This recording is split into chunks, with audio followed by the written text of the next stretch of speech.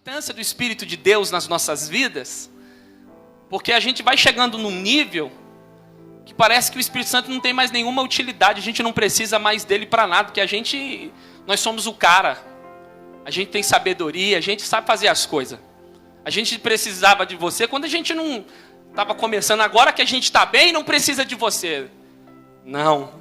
E eu queria falar um pouquinho da importância do Espírito de Deus nas nossas vidas. E Deus falou assim: você quer falar sobre isso? Então eu já não vou nem te deixar você conseguir sentar para estudar.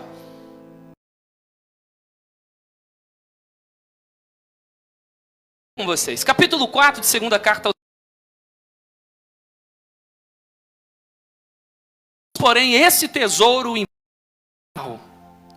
para que a excelência do poder seja de Deus e não de nós. Eu vou ler mais uma vez. Temos, porém, este tesouro em vasos de barro, para que a excelência do poder seja de Deus e não de nós. Curve tua cabeça, eu quero orar. Senhor, está aqui. Esse texto ficava na minha mente, vindo como um reflexo. E eu tenho certeza, quando muitas vezes na teologia, o Senhor usa as nossas vidas dentro daquela sala de aula, os alunos saem impactados, não por causa do professor Renato, mas é quem está sobre o professor Renato. E é isso que a gente quer falar hoje. Nós queremos enaltecer, nós queremos evidenciar a terceira pessoa da Trindade. Nós queremos falar sobre o Espírito Santo, da importância que ele tem, a primazia que ele exerce nas nossas vidas e das inúmeras bênçãos que ele nos conduz. Então, nos usa aqui hoje, nos concedendo ousadia, como o Senhor sempre o faz. E eu estou tranquilo porque eu sei quem habita em mim. Eu creio, por isso que eu estou falando. Fala conosco, Senhor. Tenho certeza que é o Senhor que vai fazer todo o papel em termos de convencimento. Eu estou apenas lançando a palavra, semeando ela, e o Senhor vai produzir os resultados para qual está sendo enviado. É a minha oração, a façam no nome de Jesus. Toma o teu assento, podendo aplaudir ao Senhor, se assim você o quiser.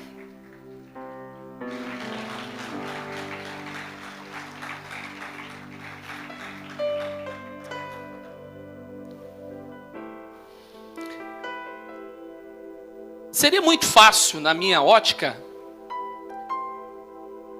se a igreja fosse estabelecida, fortificada, estruturada, alicerçada na sabedoria humana, no homem. O homem, de fato, é um ser muito sábio. Ele consegue fazer inúmeras invenções, criações, e a gente desfruta. Prova disso que nós estamos desfrutando de uma tecnologia. Muitas pessoas podem ouvir esta palavra em determinados lugares. Mas a igreja, ela não está fundamentada, e é por isso que ela está de pé até nos dias de hoje. Ela está fundamentada em 1 Coríntios capítulo 3, versos 11. Ninguém pode pôr outro fundamento além do que já está posto: Jesus Cristo. Ela está tão alicerçada que Gamaliel, no livro de Atos dos Apóstolos, diz o seguinte: se essa obra é de homem, ela se desfaz. Mas quando a obra ela é de Deus, não tem como desfazer. Mas a gente parece que vai entrando na nossa caminhada cristã, e a gente vai adquirindo uma sabedoria, a gente vai aprendendo com as lutas da vida, e parece que a gente vai colocando o Espírito Santo de lado, e ele parece que não exerce mais nenhuma influência nas nossas vidas. Nós não dependemos mais do Espírito Santo de Deus. Basta apenas eu fazer um curso de teologia, conhecer todas as gramáticas, conhecer toda a doutrina cristã, eu não preciso mais do Espírito Santo. Porque agora eu conheço a Bíblia, agora eu conheço a palavra, agora eu conheço as Escrituras, e eu vou pregar partindo do meu conhecimento, da minha sabedoria e dos meus anos de seminário. Para que o Espírito Santo de Deus na minha vida?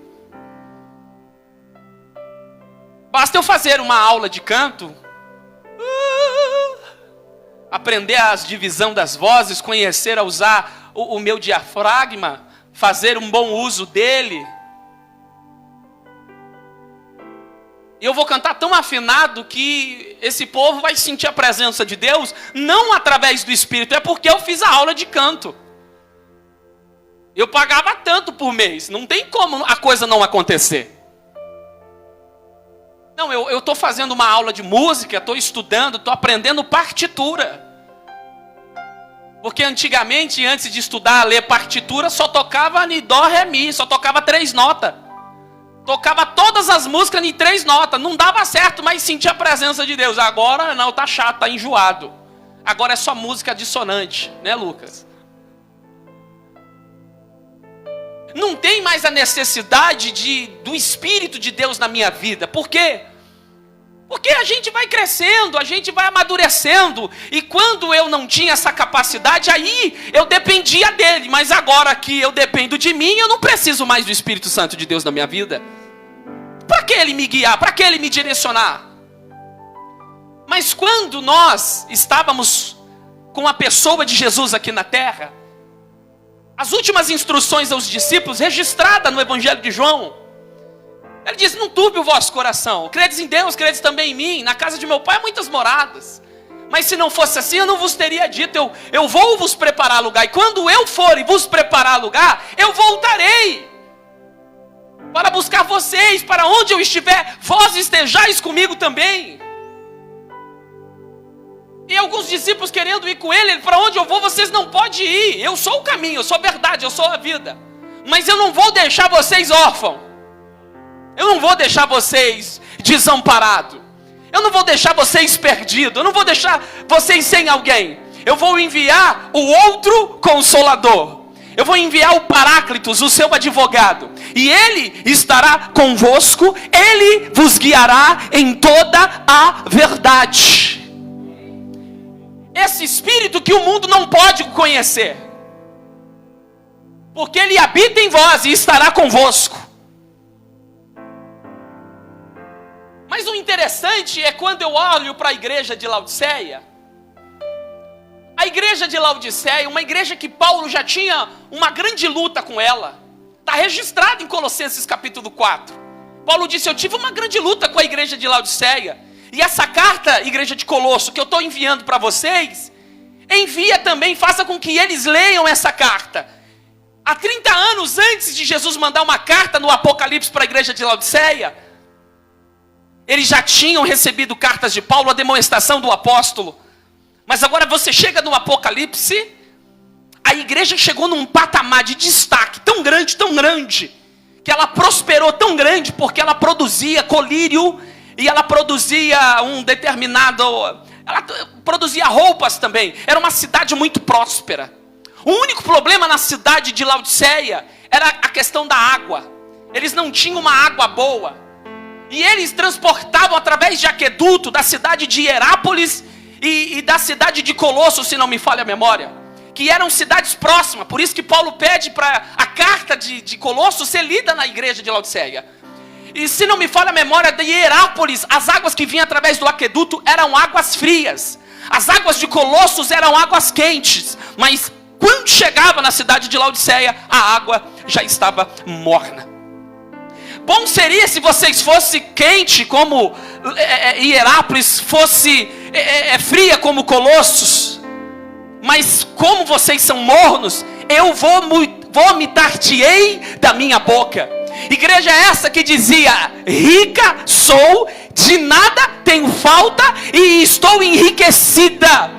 Nós não precisamos de Deus para nada. Se a gente quiser fazer alguma coisa na igreja, a gente não precisa orar, a gente não precisa fazer campanha, a gente não precisa fazer voto. A gente compra porque a gente é autossuficiente, a gente não precisa de Deus para nada. Se a gente quiser expandir, aumentar a congregação, para que fazer oração? Para que depender do Espírito Santo se a sabedoria está conosco? A gente depende de tanto de nós mesmos, que não tem nem necessidade de Jesus estar aqui dentro da igreja. Jesus, por favor, você pode ficar do lado de fora, porque aqui não tem espaço para você. Aqui a gente é autossuficiente, não precisamos do teu Espírito, por mais que foi o Senhor que edificou a igreja, mas agora a gente aprendeu, o Senhor descobriu a roda, o Senhor descobriu todas as coisas, mas agora a gente está sábio, não dependemos de você para nada. Mas Jesus disse: olha, vocês não sabem que é desgraçado, uma miserável, uma cega, pobre e nu. Está faltando visão para vocês. Vocês produzem colírio na cidade,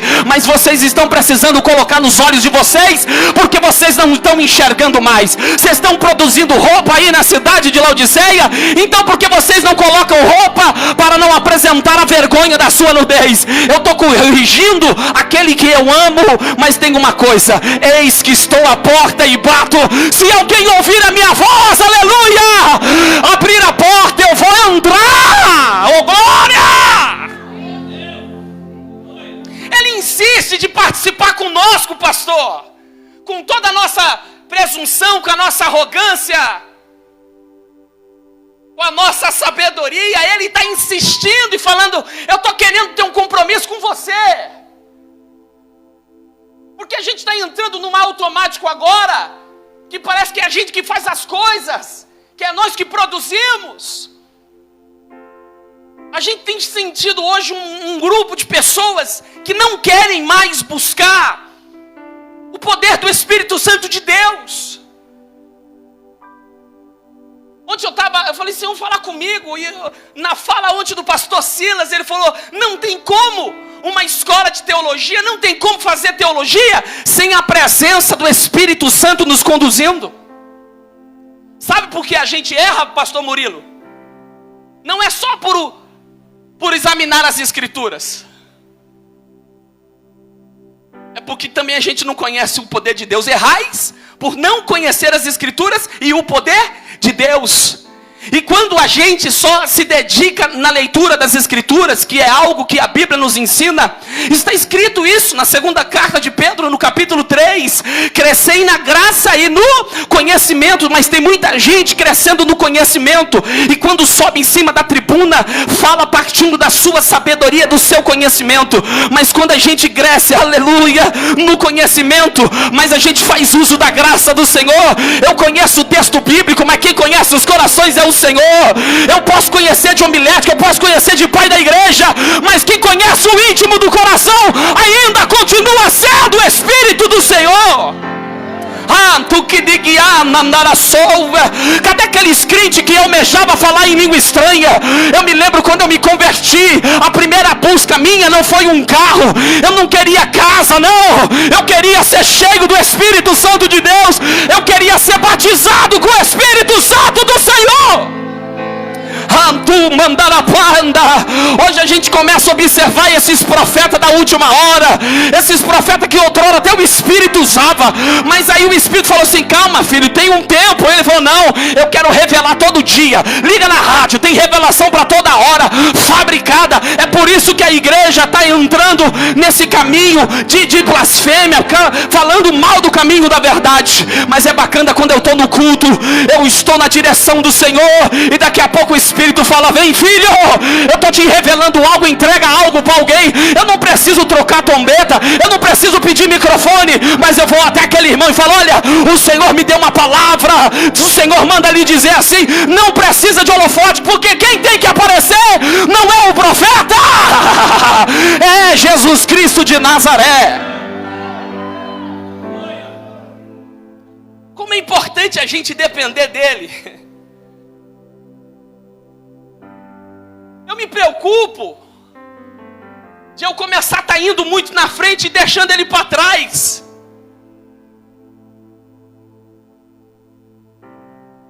Quando você olha para essa carta que Paulo escreve,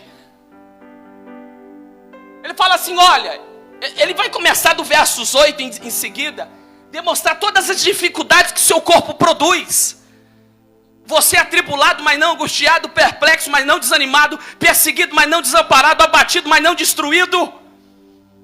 Eu estou com todas essas dificuldades, Mas a excelência não é do vaso, a excelência não é desse barro, a excelência é daquele que habita dentro do vaso. Porque a gente começa a andar e achar que a gente é a última bolacha do pacote, que está toda triturada.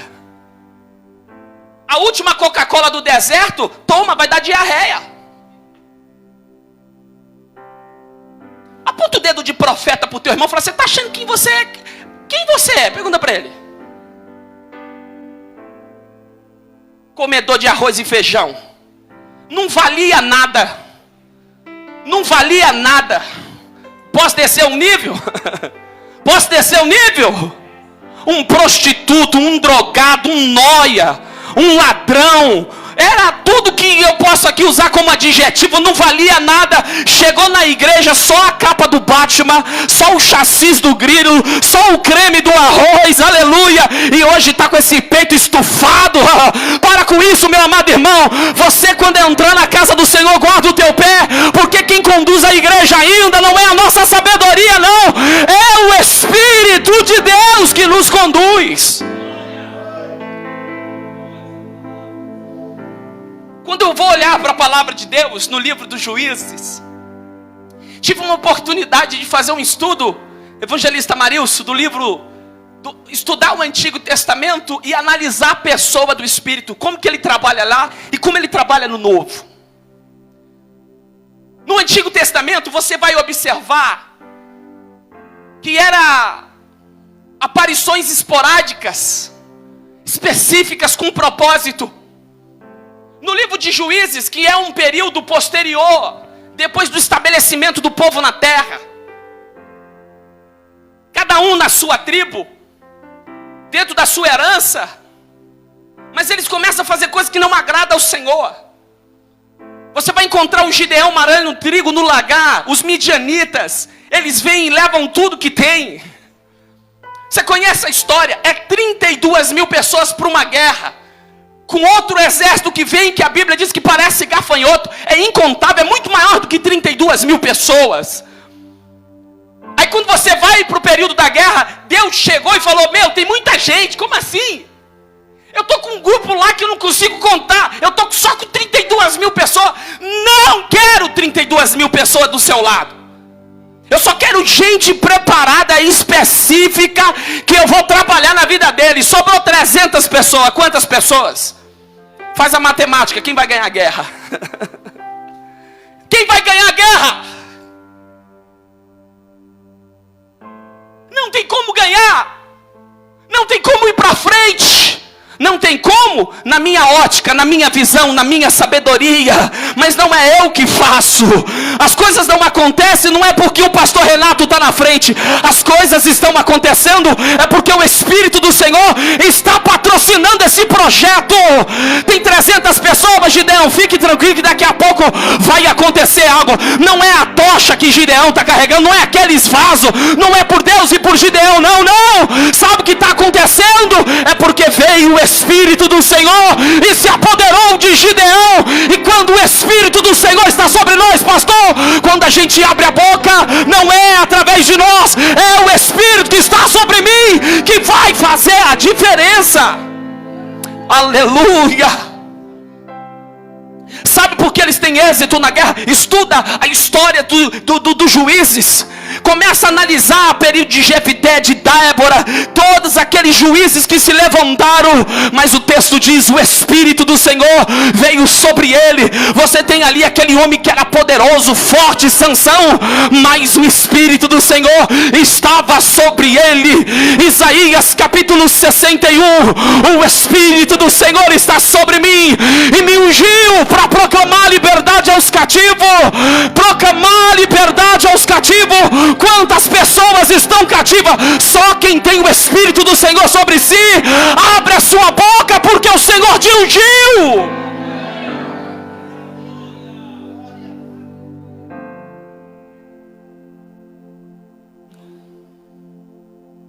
Não dá para governar, não dá para liderar, não dá para fazer se o Espírito de Deus não estiver conosco. Um dos homens na Bíblia que Deus faz questão de mencionar é Davi. Salmista no 89, evangelista Ala. Olha a alegria de Deus. Achei a Davi meu servo, com um santo óleo ungi. Sabe aquela alegria quando você acha algo? Sabe que você, hoje eu perdi minha carteira, eu falei, cadê minha carteira? Eu falei, a Sueli guardou, vai pegar um dinheirinho pra ela, depois aparece na cama. Falei, cadê minha carteira? Não dá risada não, Sueli. O Espírito do Senhor te conhece, hein? Ô glória, sabe quando você acha? Eu falei, ô glória, achei. Aquela alegria de achar uma coisa que você tinha perdido. Está um monte de pessoas dentro de uma casa esperando uma unção, mas Deus falou, não tem ninguém aí. Mas ele olhou alguém que já estava trabalhando, esquecido, estava no campo. Eu achei ele, está no campo, achei, vai, manda buscar, achei a Davi meu servo.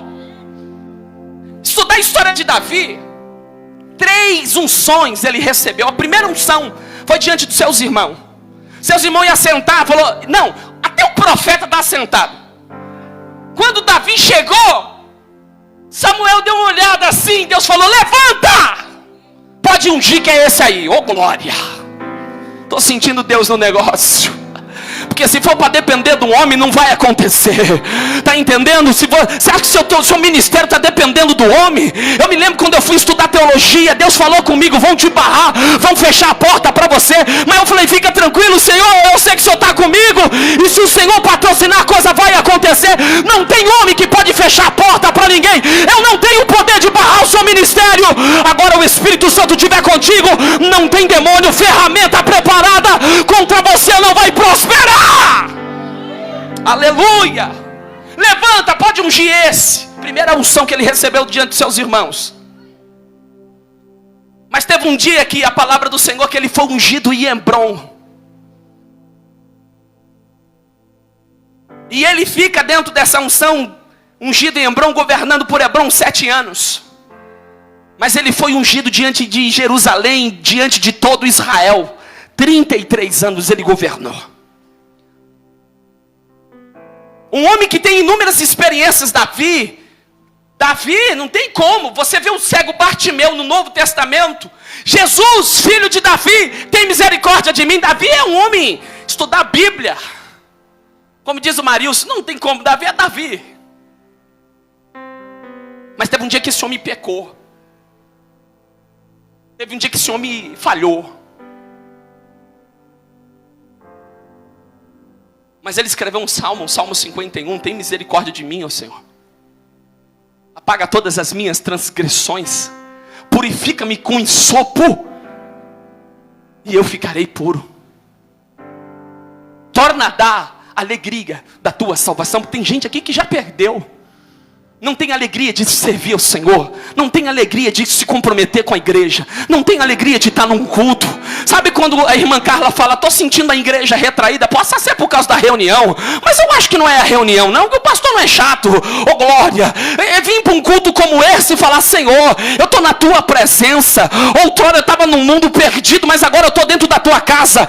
Então alegrei quando me disseram, vamos à casa do Senhor.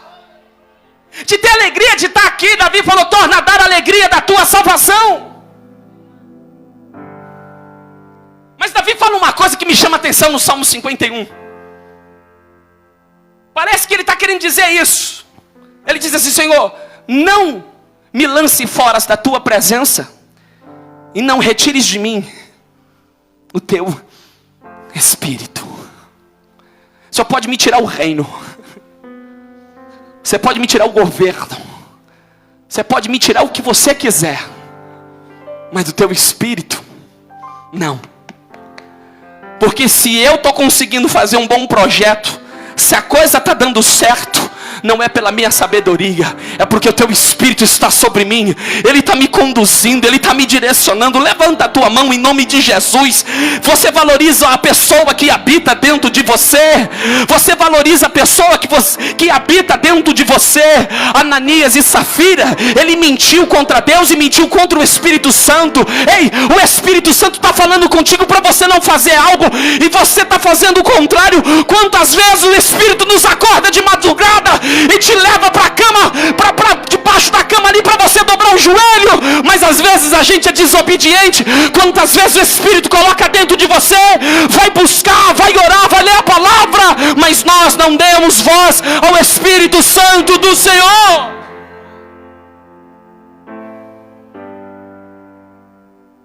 É entender que o poder é dele, que a coisa acontece por causa dele. Eu governo por causa dele. E não é necessariamente, como cantou aqui, querem, carregar a presença de Deus de qualquer forma.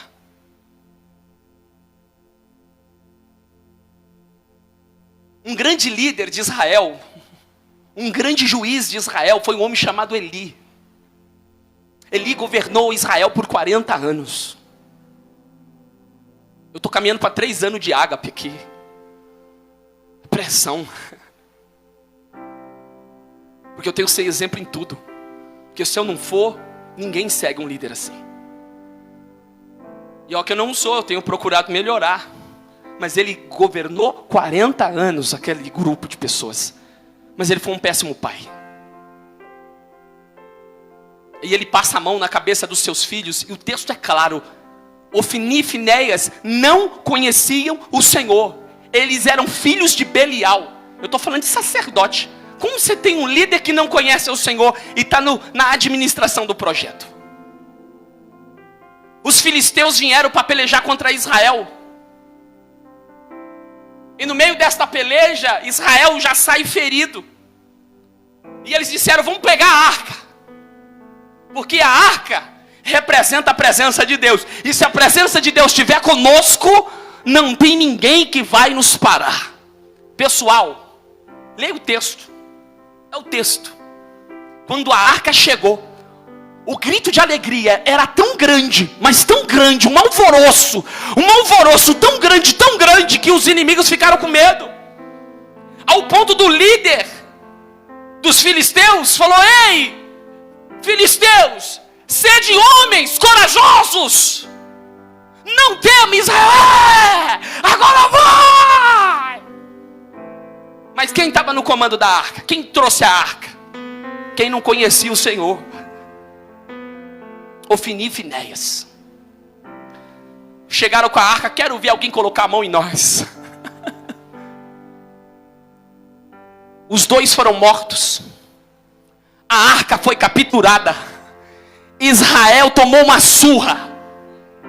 E sempre sobra alguém que está na guerra, fala que está lutando ali, mas ele fica só de molho, né? Não coloca a mão em nada, só está observando. Mas ele sempre tem uma notícia. Isso aqui não acontece na Ágape não, é só no texto bíblico. E ele chegou, Eli está na cadeira, balançando aquela cadeirona dele. A Bíblia diz que ele já não enxergava mais. Ele estava obeso, acima do peso, naquela cadeira, balançando, ó. Israel perdeu a guerra. Tranquilo. Seus filhos morreram. Tranquilo. A arca de Deus foi levada. Quando falou que a arca de Deus foi levada, um homem caiu para trás, bateu o pescoço e morreu. A sua nora, que estava grávida de um dos seus filhos, se não me falha a memória, de Finéias, se não me falha a memória. Na hora do parto ouviu. O marido deve ser um traste, né? Não ficou, o marido morreu. Mas quando falou, a arca de Deus foi levada, ela falou, acabou para nós. O povo temia a gente por causa da arca. A gente tinha a presença de Deus aqui por causa da arca, porque a arca representa a presença de Deus. Coloca o nome dessa criança aí e acabou. Foi-se a glória de Israel. Aí eu pergunto para você, como que você, num período da monarquia, você governa sem a arca de Deus? Saul está comandando, governando. Os filisteus pegaram a arca de Deus e colocaram a arca de Deus dentro do templo de Dagon. Dagon, para quem não sabe, metade peixe e metade homem. Porque os filisteus vieram do mar. E o Deus dele é um Deus, um homem peixe. Está ali Dagon. Quando eles chegaram de manhã, a arca de Deus dentro do templo de Dagon. Está Dagon caído, com o rosto em terra. Por que entrou aqui e derrubou aqui a imagem? Oh glória!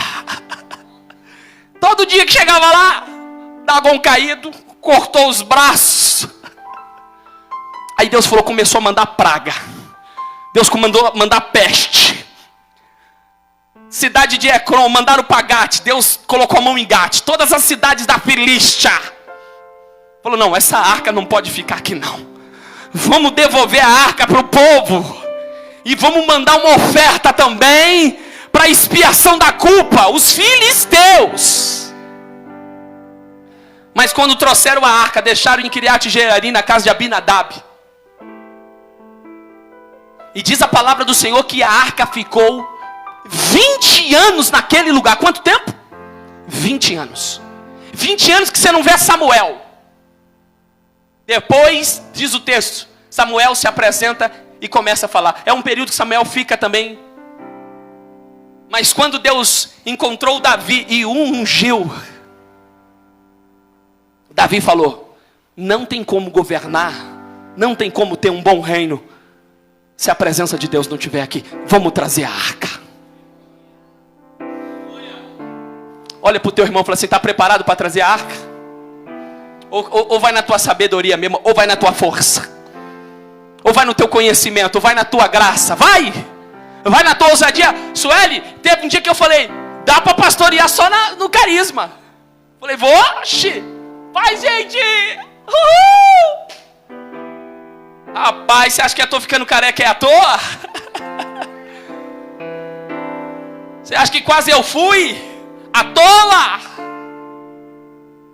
A carisma te leva até um determinado lugar, mas chega uma hora, meu amado irmão, se o Espírito do Senhor não estiver conosco, a gente não vai suportar. Quem está entendendo, diga glória a Deus. O Davi falou, vamos trazer a arca. Mas qual foi a besteira de Davi para trazer a arca? Presta atenção, meu amado irmão. Os filisteus, quando devolveram a arca, pastor Murilo, eles devolveram com um boi novo, com um carro novo. E Davi, vamos trazer a arca. Usaram o quê? O boi novo e o carro? O carro novo. Os dois filhos de Abinadab, Aiô e Uzá. E está aquela arca em cima da carroça. Os bois andando. E aquela festa, aquela alegria. A presença de Deus está vindo. Mas a arca, a glória de Deus, não carrega de qualquer forma. Aiô, ali na condução, filho de Abinadab, Uzá falou assim, o boi vai tropeçar. O boi tropeçou, a carroça balançou, e Uzá falou, a arca vai cair. Colocou a mão. Deus matou ele na hora. Pensa no pavor do povo. Pergunta para o teu irmão, está afim ainda da presença de Deus?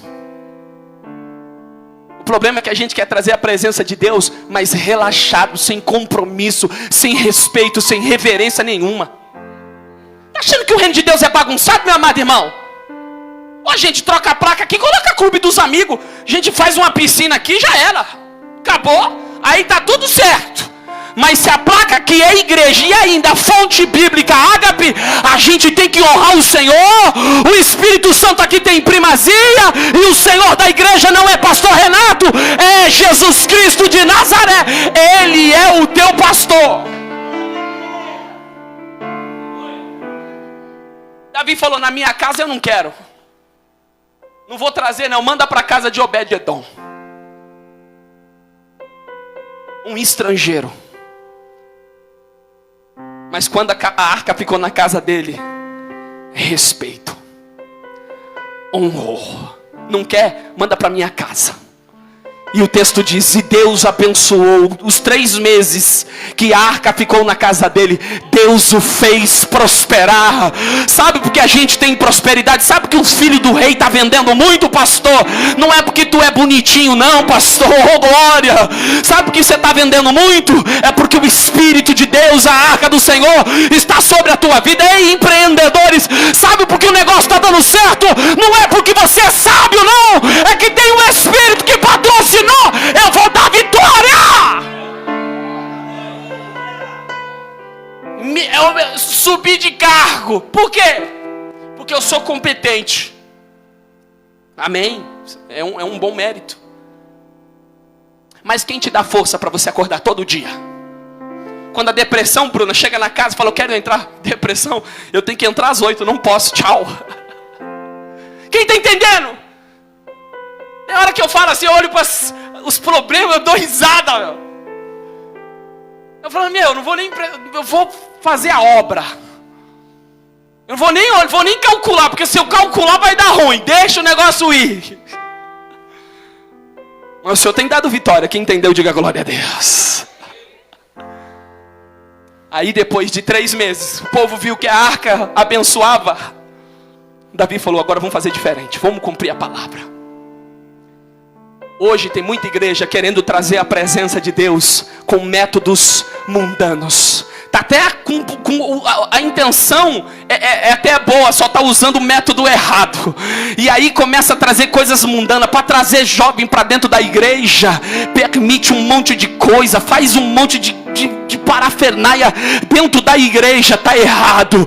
Para o que prende jovem dentro da igreja, Marina, não é ir para os jovens para o McDonald's. Isso não prende jovem dentro da igreja. É importante ir para o McDonald's, mas isso não é o fator preponderante para prender jovem dentro da igreja. Pastor, e como que o jovem fica dentro da igreja? Não é fazendo o acampa dentro. É gostoso estar aqui, jogar um videogame e falar da palavra de Deus, é bacana e pode fazer, tem a liberação do pastor, mas não é isso que prende o jovem dentro da igreja. O que continua ainda prendendo o jovem dentro da igreja é a palavra do Senhor. Como purificará o jovem o seu caminho? Observando conforme a sua palavra. Levanta a sua mão em nome de Jesus, querido. Vamos deixar o Espírito Santo fazer a obra que precisa. Vamos trazer a presença agora corretamente. Os sacerdotes colocaram a arca no ombro. E é o louvor que a gente vai cantar, irmão. Colocou a arca no ombro com argola, madeira de acácia. Não pode ser eucalipto. Não pode ser pino. Aglomerado não pode. E nem MDF. Tem que ser madeira de acácia. Por que tem que... Aí sempre tem aquele... Por que madeira de acácia? Varão. Você já leu a Bíblia? Não? Então fica quieto. É um monte de gente querendo conduzir a igreja, mas nunca leu a Bíblia. Eu estou numa paz para o governo desta igreja. A Lídia disse no seminário, pastor, nós estamos de parabéns com essa igreja. Essa igreja é maravilhosa. Uma salva de palmas para vocês. Pode bater, vocês são uma bênção. Não tenho medo de conduzir. Não tenho medo de perder aqui o meu posto.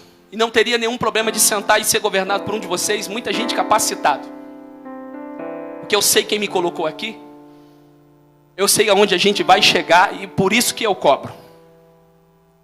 Porque quem faz a obra é o Espírito Santo de Deus. Mas uma coisa eu posso falar para vocês. Que tudo que eu procuro fazer é pautado pelas Escrituras. A não ser que você tenha outro texto que faça eu refletir, estarei aberto para ouvi-lo. E Davi falou, vamos cumprir o texto. A arca começou a vir. E o povo saltava. Davi tirou suas vestes reais e começou a bailar na presença do Espírito Santo. Às vezes a gente vê um grupo de louvor, pastor Murilo, se esforçando. O grupo de louvor é um do grupo que mais trabalha na igreja. Trabalha Ele trabalha muito mais do que muita gente aqui. Por quê? Porque esses meninos aqui, eles têm um dia na semana para fazer aula de música. Eles têm que estudar. Aí as meninas também têm um dia na semana para fazer aula de canto. Aí depois eles têm um dia na semana para ensaiar. E aí eles têm os dias de culto. Eles têm que estar. Então eles estão todo dia investindo, crescendo. E tem alguém falando, não, tocou errado. Umas vezes eu também dou uma olhada. Mas assim fica lá, não gostei do louvor. Tem uns ainda que fica fazendo figa, não vai sair nada. Para com isso, meu amado irmão. Se a presença de Deus está aqui, quem é que está cantando? Eu não quero nem saber quem está lá em cima. Eu vou adorar aquele que está em cima daquele irmão que usa a vida dele, porque eu não estou adorando o grupo de louvor. Não é aqui o tecladista que está aqui no dedilhadão, não! É o Espírito que está sobre ele. É algo maior. Aleluia! Sabe qual é o nosso diferencial, pastor? É que a presença de Deus está aqui, Rodrigão. Eu queria ter a ousadia de Moisés, mas eu não sou nem digno. Moisés era diferenciado. Era o único que falava com Deus via Nextel. Lembra, Rodrigão, que você andava com aquele Nextel aqui, ó? Seu pastor Renilson, eu te via várias vezes aqui. E aí, potência, na paz. Pipi. Era viva a voz, né? Teve um que se levantou contra Moisés. Arão e Miriam, família. Sempre a família, né? Sempre é os da casa. Olha pro teu irmão falando, vai se levantar contra mim não, hein, meu irmão? Arão e Miriam falou, meu, Deus só fala com Moisés. Aí falou, vamos arrumar um problema. Porque o Moisés se envolveu com uma mulher de Cush. Tinha até uma causa. Aí Deus chegou para Arão e Miriam e falou assim, você é profeta? Se você fosse profeta, eu falaria com você através de sonhos. Moisés, eu falo com ele face a face. Agora você se levanta contra o servo do Senhor, vai ficar leproso. Eu tenho com ele, eu tenho com ele. Quem entendeu, diga glória a Deus. Esse Moisés é diferenciado. Chega uma certa feita que ele está num monte, Josué no pé do monte. Ninguém se torna sucessor à toa. Esse foi o tema da mensagem que eu preguei no dia da nossa festa. O preparo antes da escolha. O cara foi escolhido, mas ele foi preparado antes. Está no pé do monte. Moisés subiu e falou, vou ficar aqui te esperando. Josué. Mas o Arão falou, o Moisés não desce. E alguém falou, lidera a gente aí, o homem morreu lá. E a única coisa que eles sabiam cultuar era no Egito. É por isso que Deus falou que não era para ter imagem de escultura, porque eles adoravam imagem de escultura lá. Não farás para ti imagem de escultura. Ele falou, eu sei fazer um bezerro de ouro. Fizeram um bezerro de ouro e falou, aí é o Deus que tirou vocês do Egito. E o povo começou aquela festa, aquele arraial. Olha a cobra, mentira! Aquele arraial gospel. Que tem algumas igrejas aí, quadrilha dentro da igreja. Aí nós temos que chamar o Padre Kelmo para acabar com a quadrilha, né? Tá gravando, glória a Deus por isso. E desceu agora o Moisés com as tábuas da lei. Moisés desceu com as tábuas da lei. Eu falo, que barulho é esse de festa? Mas essa festa tá estranha. Tem festa que é estranha. Quando chegou lá, o povo desviado.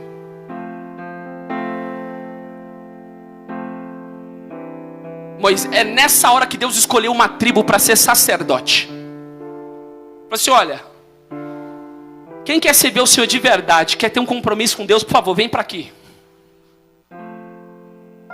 Toda a tribo de Levi veio. E o Moisés deu a ordem, agora pega a sua espada, pode matar todos esses idólatras aí. Deus está consagrando a espada de vocês hoje, ó. Começou a matar.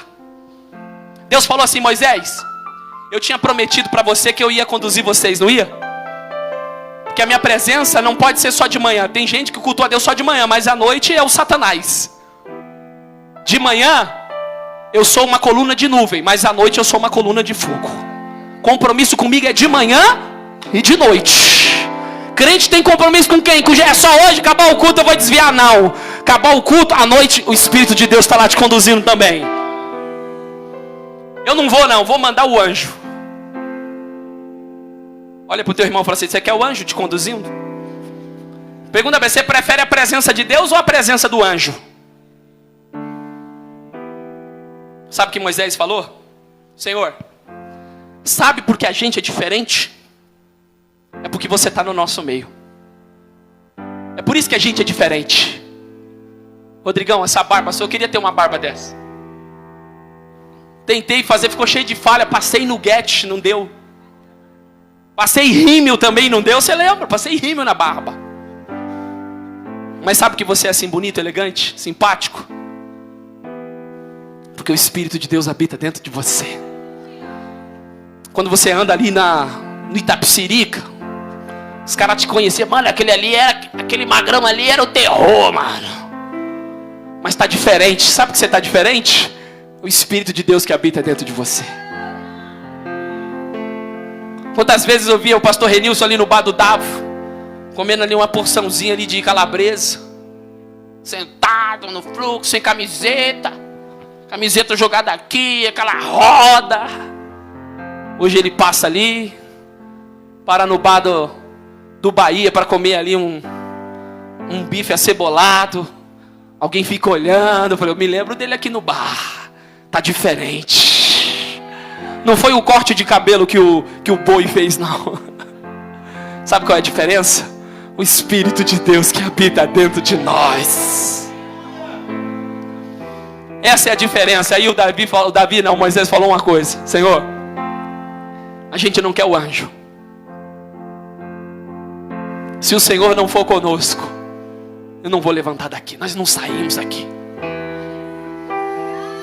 Eu queria que você se levantasse. A gente quer ver a sua glória, Senhor. Esse é o diferencial. Sabe o que pode acontecer na nossa caminhada cristã, Rodrigo? Rodrigo do lado esquerdo, aqui tem muitos Rodrigos aqui. Ele está salvado como Rodrigão. E você está escrito Rodrigo Flor. Para os mais íntimos. Para os demais é Xavier. Pode acontecer na caminhada cristã algum dos irmãos se sentir superior ao outro. Quem sabe o Vitão olhar e falar assim: eu sou quem mexe numa mesa digital. Ficar humilhando o irmão da live. Alguém fala assim: você não recolhe oferta. Eu recolho. Os banners que eu faço é diferenciado, pastor. Porque eu uso um programa que ninguém tem.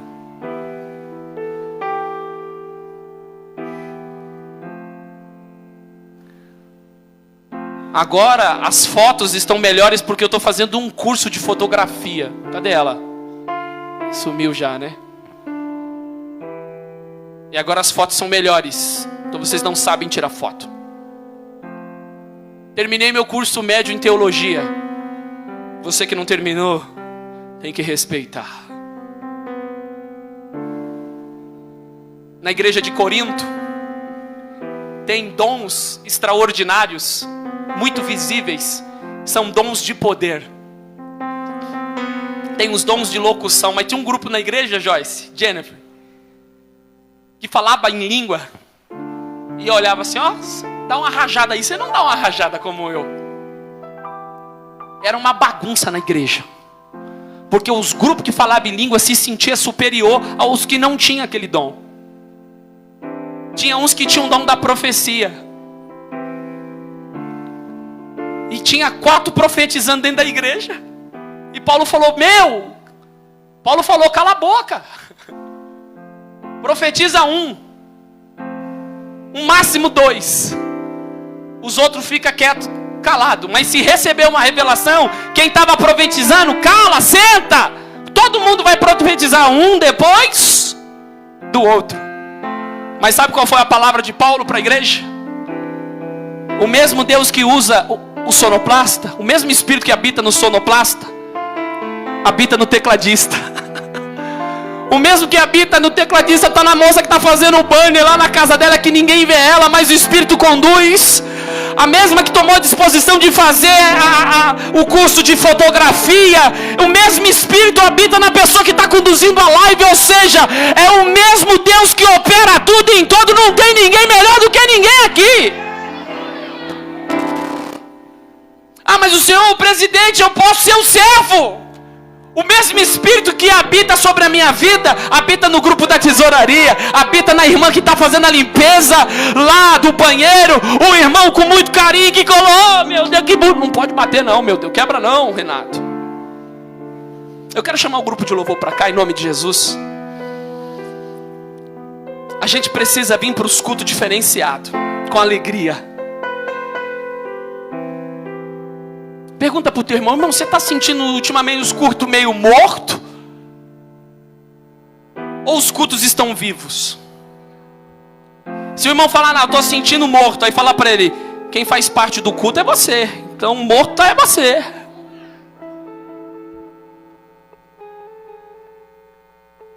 Ah, mas quando o Brasil, quando vê o Vinícius Júnior pela esquerda, levanta, vai para frente da tela, é Brasil!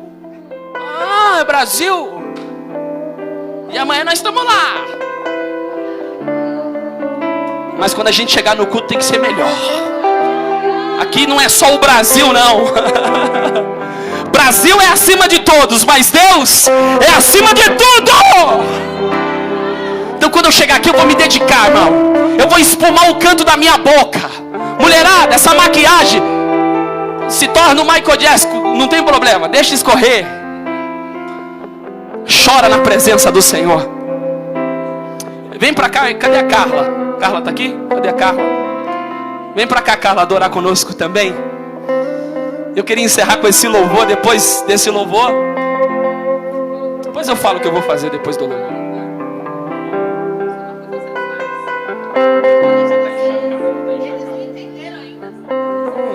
Meu tecladista tá encharcado hoje.